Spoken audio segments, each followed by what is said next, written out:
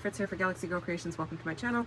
Welcome to the designer deep dive that Tara hosts over at the Paper Snob, as well as 30 Days of Sketches. Today's sketch is by Amanda Leckie, and our designer deep dive designer of the month is Old Basic Gray. I mean, I don't know that the papers are old because Basic Gray is no longer in business, but I didn't want it to sound like I was saying old man or something, like old Basic Gray. It's like an old thing. Because look at these sticker sheets, you guys. These are like brand new. And I have a bunch of them. So I pulled these three out thinking I might use one of those. I pulled out my papers. I've got a whole bin of Basic Gray Beautifulness. And this particular line called Sweet Threads kind of is what is speaking to me, with possibly some of this Basic Gray paper pad that says Urban Prairie, which I find interesting because this one is called Lemonade. And I don't know if you can see these like little ladybugs here. This paper also has those ladybugs in it. So I don't know if that, I didn't use Basic Gray back in the day. I have these from, I don't know, somebody was getting rid of them a long time ago. I've had it for, I can't even tell you how long. But my thought was, do they carry those across, those kind of elements across? Because I don't know if you can see that, but those little dark dots are the ladybugs. So I wasn't sure if they carry them throughout different collections or what, because they were not something that I bought a lot of back in the day. But I'm thinking this is what I'm going to use. This sticker sheet specifically. I don't know, I could use something off of one of these other ones. And I have these two photos. So my photos are going to be stacked like this in the sketch. She's got four small photos. I'm just going to have two. And I'm thinking I'm going to use this one, but I'm thinking I'm also going to use papers out of there because this is a pretty limited palette and I want to kind of mix it up. But I think it will go with this. I mean, these pinks are the same and the greens are the same, and the turquoise. So, but this pulls in some additional colors. So I'm thinking that's what I'm gonna do. We'll see how it goes. Okay, so this is Lemonade. That's supposedly Urban Prairie, and this one is Sweet Threads. And I have several sheets of this particular collection. And these are going to be for my middle kid that I take care of, who is very into lots of color and rainbow. So that'll work really well. I'm gonna go ahead and set these aside, and we will get started. Okay, sorry about all the background noise. I had my fan on. I am just going to go ahead and jump right into this. So there was one paper in the paper pad that had a bunch of stripes and designs on it. I took that paper and I cut it into strips.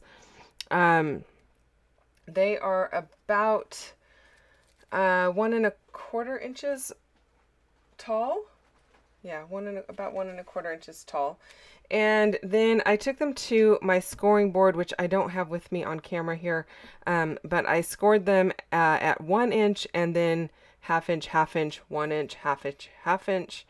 And that is giving me this ability to go ahead and fold them up. So the top piece is the 1 inch piece. The,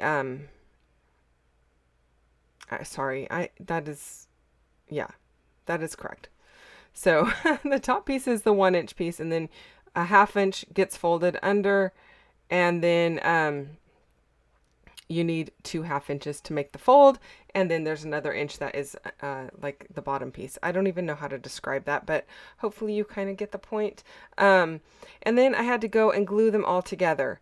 And note to self, I wanted the edges a little bit rufflier, and so I do go back later and distress them. I should have done it before they were glued together. It would have been a lot easier and it would have given me a little bit different effect. So if you're planning to do something like this and you want a distressed bottom edge, I recommend doing it before you do all the folding and gluing. It would have made it so much more simpler for me to do. But you know, I just went in with a distress tool and did the best I could. And then at the very end, I went in with my fingernail and ruffled up some of the edges just to give it a little bit more dimension. I really like the way this ends up looking, but, you know, the process of putting it together, because I've never done these before, probably would have been a little faster had I known what the heck I was doing. But these are going to take the place of that middle section where it says title here. Obviously, I don't have 4 photos. I just have 2 photos. So I am going to do one on the top, one on the bottom. The top one's going to be to a little bit to the left and the bottom one's going to be a little bit to the right. And that's kind of how I'm going at it. I don't do any mixed media on this. There are splatters on the background, but I didn't do any.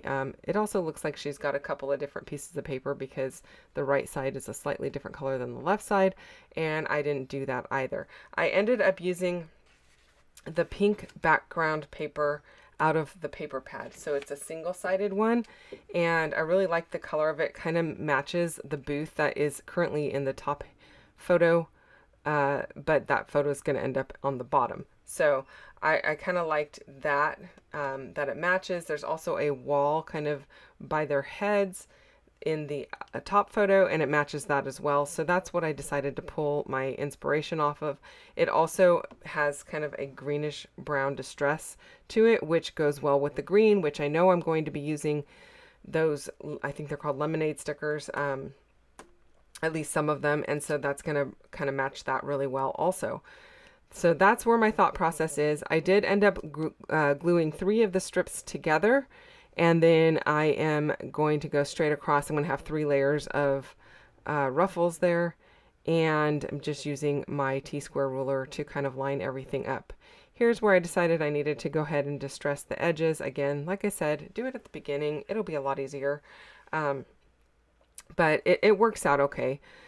I just had to be really careful because there's, in some of the areas, well, in all of the areas, there's like 3 layers of paper because there's folds, right?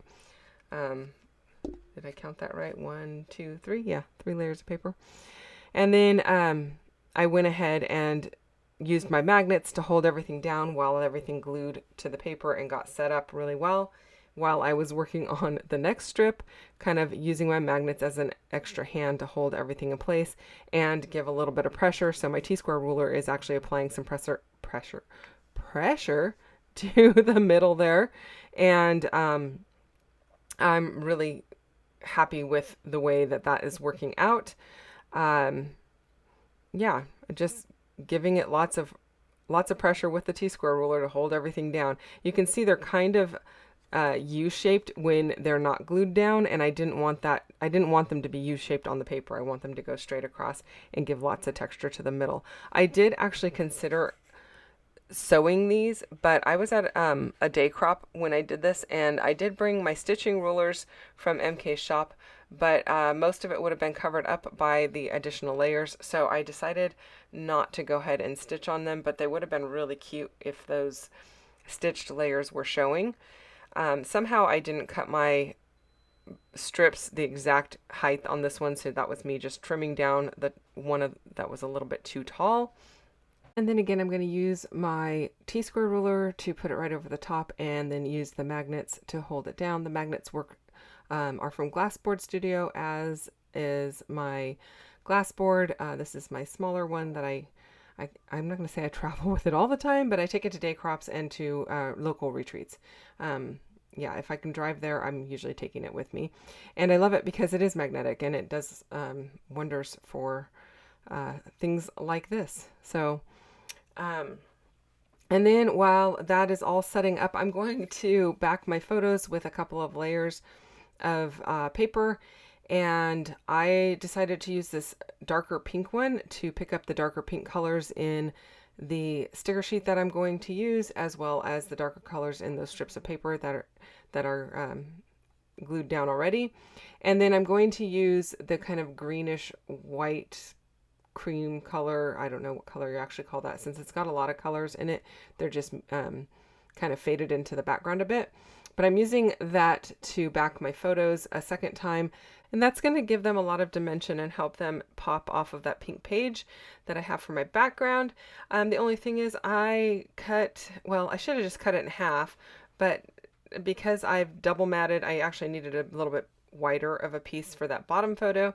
I am going to Frankenstein another little strip off of it to put it together.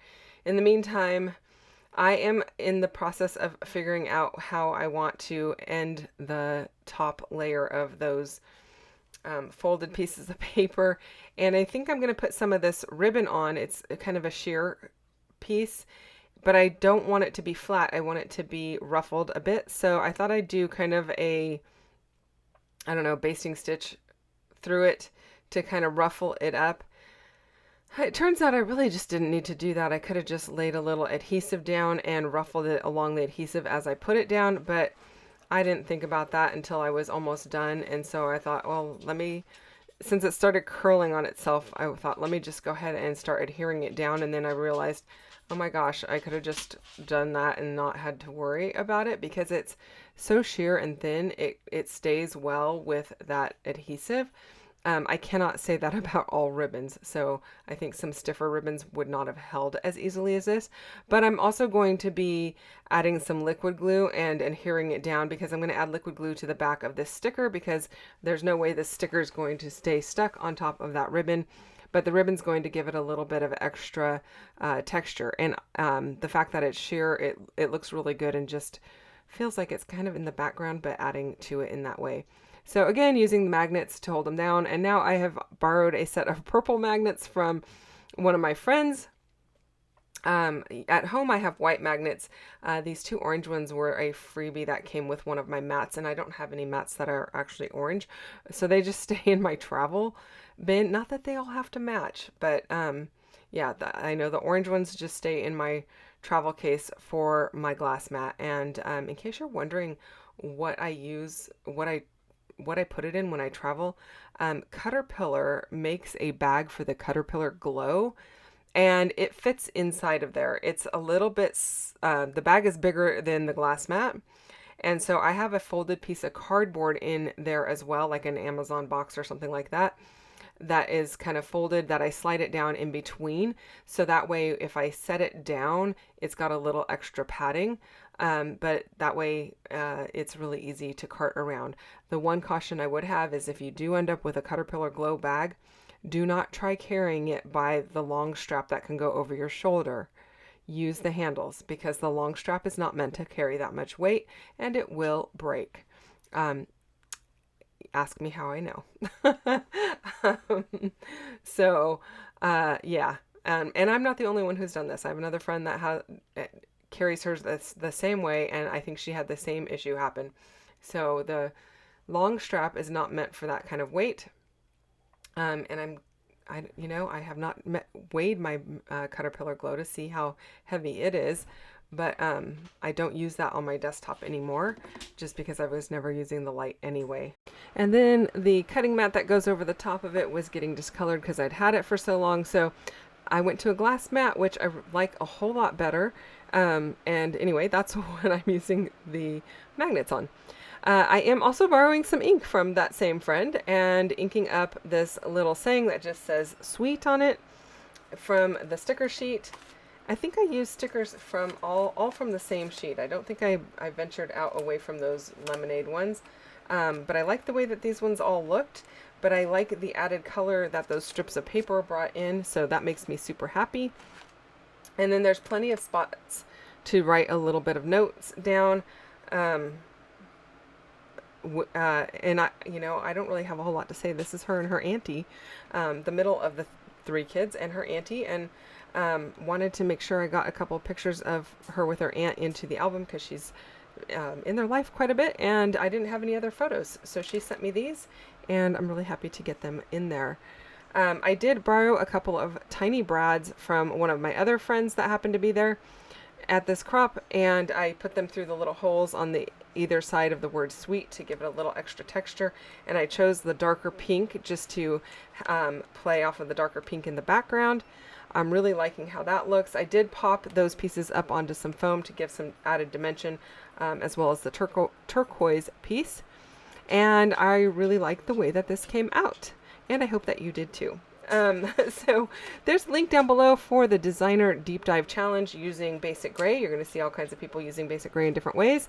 And then as another one for 30 days of sketches, so you can go and see other people using this same sketch. They may or may not be playing along with the designer deep dive. Thank you so much for watching, and hit the thumbs up if you enjoyed this one. I will see you guys again real soon with another video. Take care. Have a great day. Bye-bye.